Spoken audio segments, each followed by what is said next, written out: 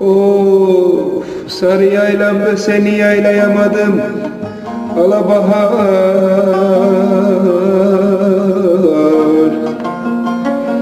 Garipken yavru palazımı da avlayamadım.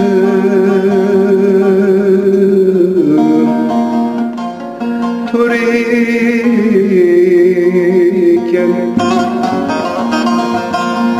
sen de bu güzellikte, ben de bu gençlik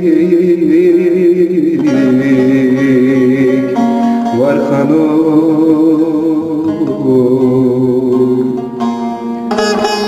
Alır bahtımı da koymam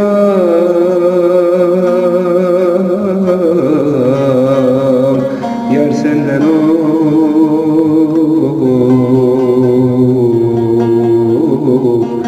sürmelim o.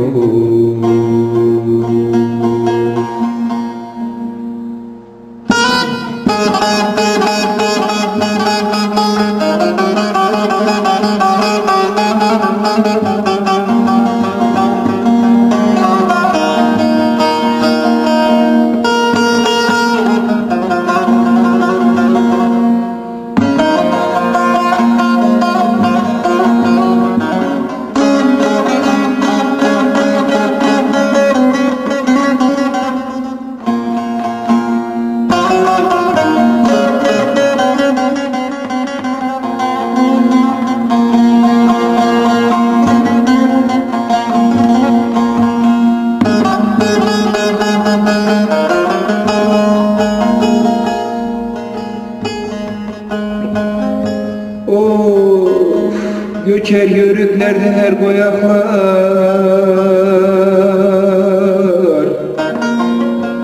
yurdu olur. Nazlım göçmüş de yüreğime,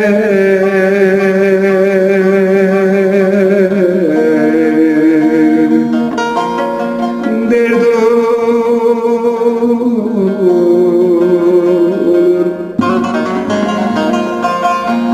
Bu ayrılık seninle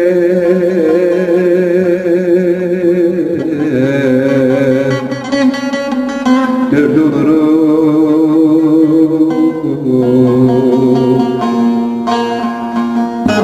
Alır mahtımı da koyma